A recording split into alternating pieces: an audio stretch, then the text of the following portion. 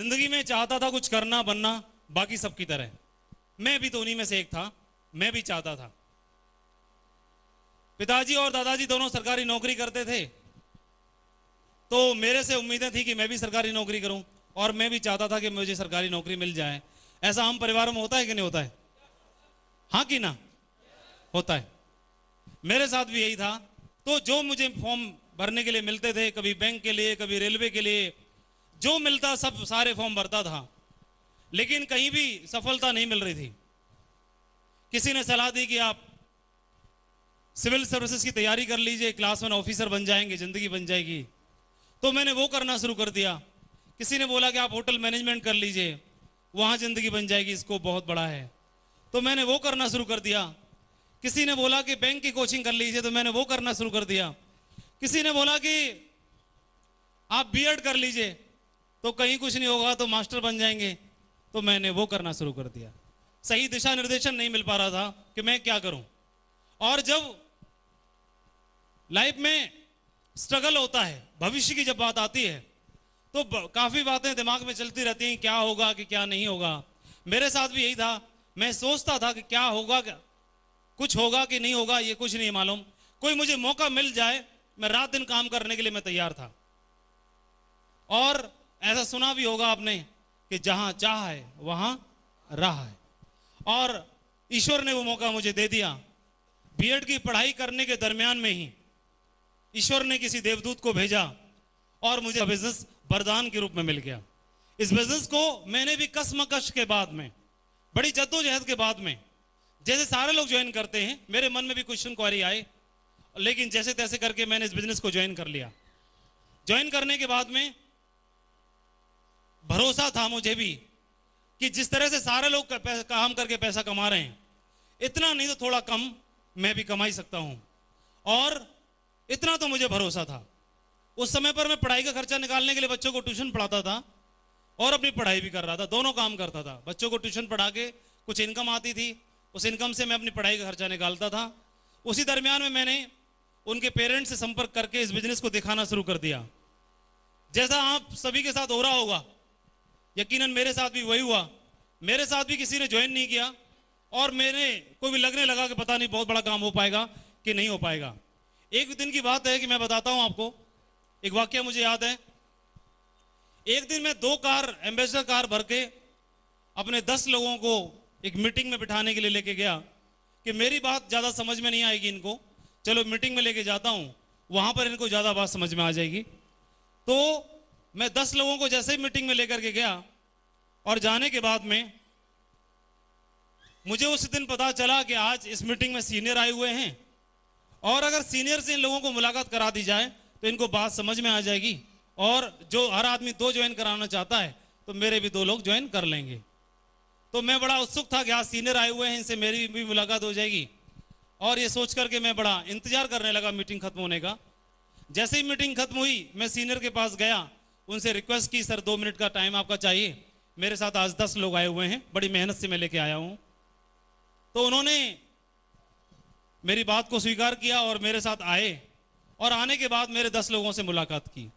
जैसे मुलाकात कर ही रहे थे, उन्हीं में से एक व्यक्ति ने, जो 10 लोग मेरे साथ आए थे, उन्होंने, एक व्यक्ति ने उनसे पूछ लिया, आप इस बिजनेस के सीनियर हैं, तो ये बताइए कि क्या गारंटी है इस बात की कि हम भी इस बिजनेस में सफल हो जाएंगे।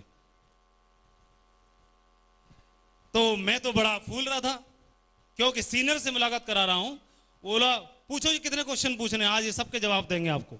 तो मैं बड़ा खुश था, मुझे उनकी बात पर डर नहीं लगा कि कहीं ज्वाइन करेंगे कि नहीं करेंगे। मैं उत्साहित इस बात से था कि आज सीनियर हैं, इनसे मुलाकात करा रहे हैं।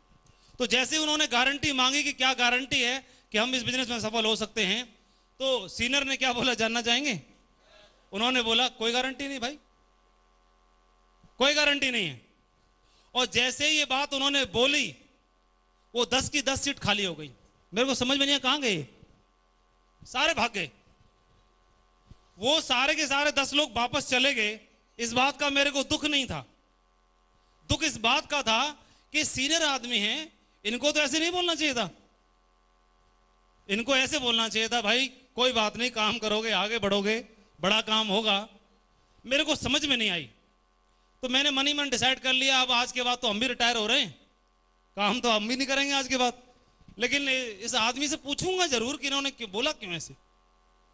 तो उस समय तो मैंने नहीं पूछा, फिर मैंने उनसे संपर्क किया, संपर्क करके मैं उनके पास गया कि मुझे आपसे 2 मिनट अलग से बात करनी है अकेले में। बोला आ जाओ। और जब मैं उनके पास शाम को मिलने के लिए गया, उनसे पूछा मुझे ये बताइएगा आपने ऐसा बोला क्यों। तो उन्होंने मुझे क्या बात बोली जानना चाहेंगे? उन्होंने मुझे एक बात बताई कि माधव जी जो मुझे लगता था वो मैंने बता दिया। गारंटी की अगर बात करते हो तो आप मुझे बताइए इस दुनिया में गारंटी है किस चीज की? किस चीज की गारंटी है इस दुनिया में? गारंटी अगर शब्द जहां जुड़ जाए, गारंटी अगर मांगना शुरू कर दें तो मां बच्चों को जन्म देना बंद कर देगी, क्योंकि कोई गारंटी नहीं होती कि बच्चा बड़ा होकर सपूत बनेगा। इस बात की गारंटी होती है? नहीं। गारंटी इस बात की नहीं होती कि लड़का जिस लड़की को देखने के लिए जाता है, लड़की जिस लड़की को देख के जीवन साथी चुनने का संकल्प लेती है, वहां कोई गारंटी नहीं होती कि जन्म जन्म का रिश्ता बनेगा। कोई गारंटी होती है? सिर्फ एक विश्वास होता है, सिर्फ एक भरोसा होता है, सिर्फ एक उम्मीद होती है कि जिंदगी भर का साथ बनेगा। सिर्फ एक उम्मीद होती है, गारंटी तो नहीं होती। अगर गारंटी मांगना शुरू कर देंगे तो लोग मंदिर मस्जिद गुरुद्वारे जाना छोड़ देंगे। क्या गारंटी है कि जहां पर मंदिर में जाके मस्जिद में जाकर के और हमने सजदा किया कि वहां पर हमारी पुकार सुनी जाएगी? सिर्फ एक विश्वास होता है कि उस पत्थर में भगवान बन जाते हैं। एक उम्मीद होती है बेटा बड़ा होकर हमारा सपूत बनेगा। इस बात का भरोसा होता है। भरोसा होता है उस मूर्तिकार को कि पत्थर के अंदर मूर्ति निकलेगी और उसमें मूर्ति बन जाती है। एक भरोसा होता है। भरोसा होता है उस कुम्हार को कि इस मिट्टी में मिट्टी नहीं है, ये मिट्टी में बर्तन है, इस मिट्टी के अंदर मूर्ति है, वो मिट्टी बर्तन बन जाती है, मूर्ति बन जाती है। एक भरोसा होता है, एक विश्वास होता है। होता है कि नहीं होता है? अरे बाप बेटे को पालना बंद कर देगा उस दिन जिस दिन अगर गारंटी लग जाएगी। इस उम्मीद पे बच्चों को पालता है, परोस बड़ा करता है, पढ़ाई लिखाई कराता है कि इनकी नौकरी लगेगी, वो बच्चे पढ़ना बंद कर देंगे। गारंटी अगर मांगे, कोई गारंटी होती 20 साल पढ़ाई करने के बाद मेरी नौकरी नहीं लगी, क्या गारंटी है इस बात की कि 20 साल पढ़ाई करने के बाद वो नौकरी मिलेगी ही मिलेगी? मैंने होटल मैनेजमेंट किया, मैंने बीएड किया, मैंने सिविल सर्विसेज की तैयारी की, मैंने बैंक की कोचिंग की, मैंने ये किया, मैंने वो किया, गारंटी नहीं होती। क्या गारंटी थी? क्या गारंटी होती है? और सिर्फ एक विश्वास होता है। लेकिन इस विश्वास के बल पे जिंदगी भर हम पढ़ते हैं, कोशिश करते हैं कि मैं इंजीनियर बनूंगा, मैं डॉक्टर बनूंगा, मैं कुछ बड़ा आदमी बनूंगा।